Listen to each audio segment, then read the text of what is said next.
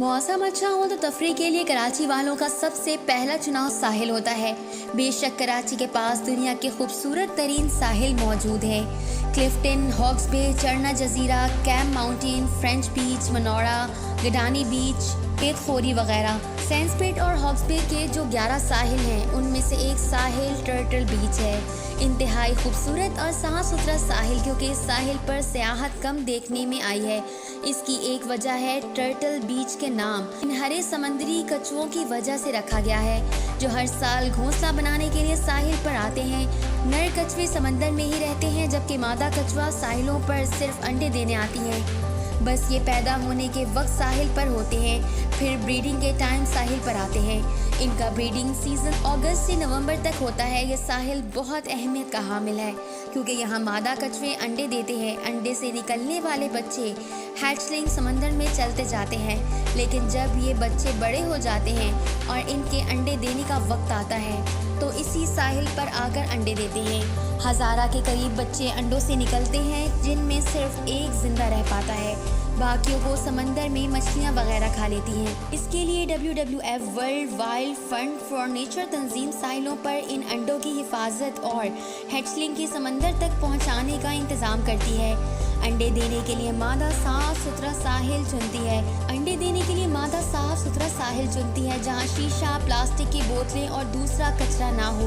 वो इस मकसद के लिए बड़ा सा गड्ढा खोदती है जो तकरीबन 3 फीट गहरा होता है, जिसमें वो फिट हो जाती। इसमें वो एक 45 सेंटीमीटर का चैम्बर बनाती है और फिर इसमें बैठकर अंडे दे देती है। अंडे देने के बाद इन अंडों से लाताल्लुक हो जाती है और उन्हें कुदरती हालात पर छोड़कर समंदर चली जाती है। अंडों की हिफाजत पर मामूर प्रोफेशनल्स इस मादा की जाते ही इन अंडों को मज़ीद बड़ा गड्ढों में मुंतकिल कर देते हैं। इन गड्ढों को रेत से भरकर इस पर एक प्लास्टिक नुमा पिंजरा रख देते हैं और पिंजरे के किनारों को भी रेत में अच्छी तरह दबा देते हैं। बच्चे निकलते हैं तो वो बाहिफाजत उनको समंदर में छोड़ देते हैं। साइज में ये मादा कछुए इतनी बड़ी होती हैं कि एक नर्सरी क्लास का बच्चा इस पर बैठकर सैर कर सकता है। अगस्त से नवंबर तक इन अंडों की हिफाजत की जाती है। 40 से 45 दिनों में अंडों की चेकिंग होती है। उसके बाद हेच होने वाले बच्चों को समंदर में छोड़ दिया जाता है। ये बच्चे कुदरती तौर पर पैदा होते ही तैरना और रेंगना शुरू हो जाते हैं। इसकी प्रोडक्शन पर मामूर हॉक्स बे के साहिल पर मौजूद अमले के मुताबिक साहिल से अंडे चोरी भी हो रहे हैं। यही वजह है कि इस साहिल को आम नहीं किया गया है।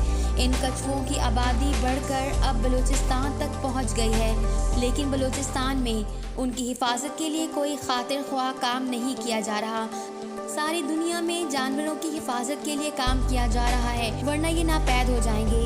हैरत अंगेज बात यह है कि हॉक्स बे के कछुए पर निशान लगाकर इनको समंदर पर छोड़ दिया गया, तो ये निशान लगे कछुए अमेरिका की रामी के साहिलों पर भी देखे गए।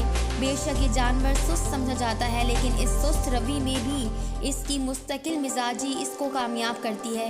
इस सिलसिले में हम कछुए खरगोश की बेहतरीन कहानी पढ़ चुके हैं, जिनमें हमें कछुए की मुस्तकिल मिजाज तबीयत को कामयाबी की वजह बताया जाता है।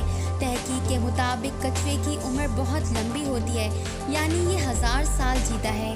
हाल ही में एक वाक़या सुनने में आया कि मियामी के एक घर के स्टोर में 30 साल पुराना खोया हुआ बच्चों के बाप का पला हुआ कछुआ मिला। घर वाले बहुत हैरान हुए, क्योंकि वो इतने सालों हाइबरनेशन में रहा, लेकिन 30 साल का कछुआ तो अभी अपने लड़कपन में ही होता है।